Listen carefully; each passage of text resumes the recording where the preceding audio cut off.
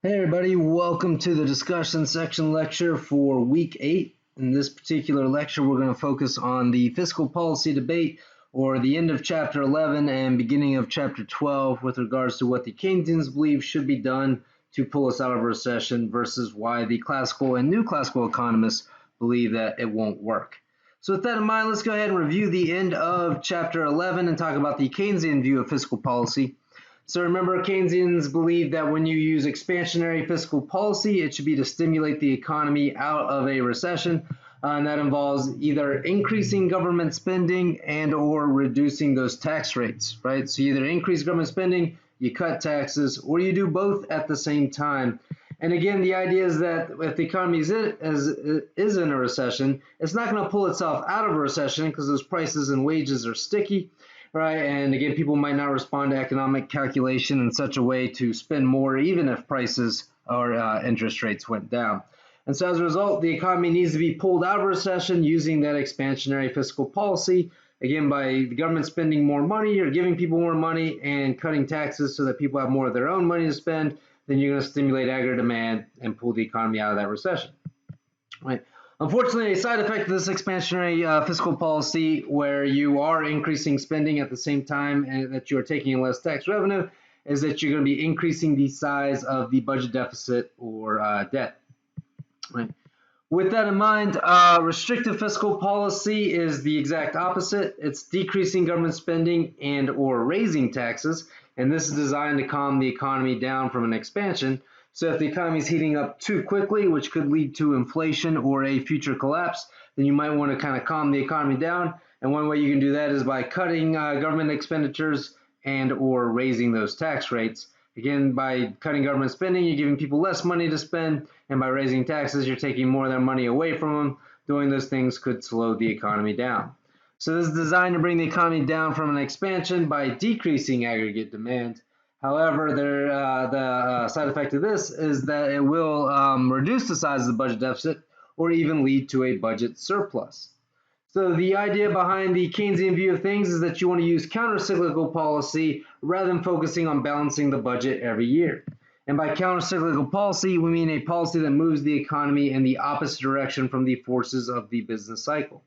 So when we're in a recession, you want to use that expansionary policy to pull the economy out of a recession. And yeah, you're going to run some budget deficits while you do that. But don't worry about those deficits you run during the bad times, because during the expansions, you should be using restrictive policy and running those budget surpluses. So you can use the surpluses that you made during the good times to pay for the deficits that you ran during the bad times. And over a large number of years, your budget should be balanced. So that's the main idea behind the Keynesian view of fiscal policy. So with that in mind, let's go ahead and graph that out. I went ahead and drew a graph in advance just so you wouldn't have to see me struggle through drawing these straight lines. With that in mind, let's draw a graph of an economy that is in a recession. So if the economy is in a recession, then it's going to have a long-run aggregate supply curve out here somewhere, or further to the right than our short-run aggregate our short-run equilibrium. So you're going to have a long-run aggregate supply curve out here. Remember, wherever you see long-run aggregate supply curve, you see our potential output or output at full employment. Notice that our actual output is less than our potential output, and that is what we call a recession. So we talked about at the end of at the beginning of chapter 11, we talked about the idea of a self-correcting economy able to pull itself out of a recession by those lower resource prices and lower interest rates, leading to more consumption and investment and stimulating both aggregate demand and short-run aggregate supply. However, remember that the Keynesians believe that those resource prices and those interest rates and prices are going to be sticky, particularly in a downward direction, so the economy won't be able to stimulate itself out. So again, when we're in this recession, according to the Keynesians, what we need is some of that expansionary fiscal policy.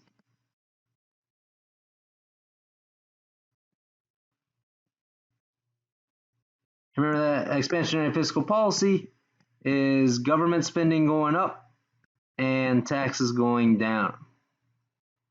And the idea here is that through this increase in government spending, right? And through a cut in taxes, you're going to see these increases in G and C as part of our component, and that's going to increase Y or stimulate aggregate demand, hopefully in such a way that we can shift out that aggregate demand curve and bring us back to full employment. So I'm drawing that as a dotted line because, again, that may or may not happen. Again, this is just the Keynesian idea. It's not necessarily the correct one. As we've talked about in class, there are a couple different competing schools of thought here. And so, again, you're going to see a higher price index, but we're going to be back at full employment, where YF is equal to Y2. Right, so again, with that in mind, that is the idea, is that we're going to go from a short-run equilibrium, where we are in a recession, to a long-run equilibrium back at full employment. Sorry, that should be E1 here. And we're going to do so by stimulating aggregate demand right through that expansionary fiscal policy. Now, will this happen according to the classical economists? Maybe. Again, the idea behind Keynes is that this increase in aggregate demand is going to be the result of its expansionary fiscal policy. But as we talked about at the beginning of chapter 12, the classical economists have something to say about that. Let's go ahead and talk about their objections to this idea. So remember, when it comes to the classical view of fiscal policy, there's this potential process called crowding out.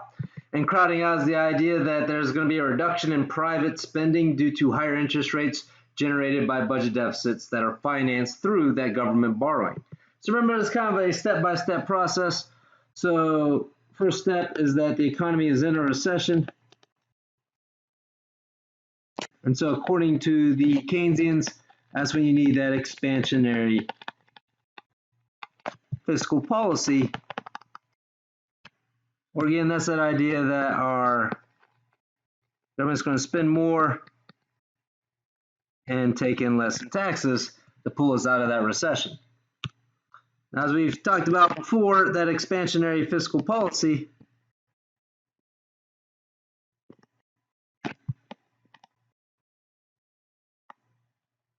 means that the government is going to have to borrow more because that leads to these budget deficits.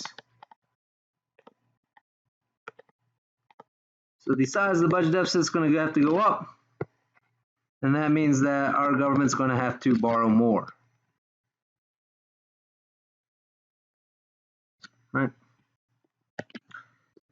Now, this increase in government borrowing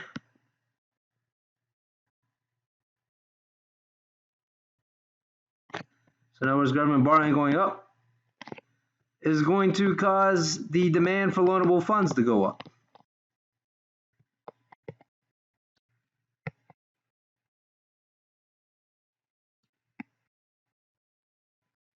And when the demand for loanable funds goes up, that's going to cause our interest rates to go up. Right, now those higher interest rates are going to cause two things to happen. So the fourth step here is that these interest rates going up, remember, is going to have a two-pronged effect on the economy.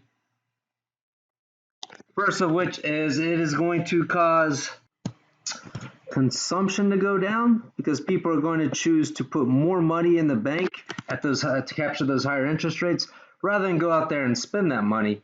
At the same time, it's also going to cause investment to go down because people are not nearly as eager to borrow money at those higher interest rates as they were when those interest rates were lower. Right now, in addition to causing consumption and investment to go down, it's going to cause our capital inflows to go up. And the reason why is because when those interest rates go up, not only does that encourage you as a U.S. citizen to put more money in U.S. banks, but it encourages people from other countries to put more money in U.S. banks to try to capture those higher U.S. interest rates. Right. So, for example, if the Bank of America decided to pay more interest on the amount of money you put in your savings account, right, you're going to put more money in the savings account, so you're going to consume less. But at the same time, people in, say, Italy or Egypt or wherever around the world are also going to put more money in U.S. Savings account, like at Bank of America, because now they can get a higher rate there than they could in the savings accounts at their own banks. Right. So again, that's going to cause those capital inflows to go up. Now, when those capital inflows goes up,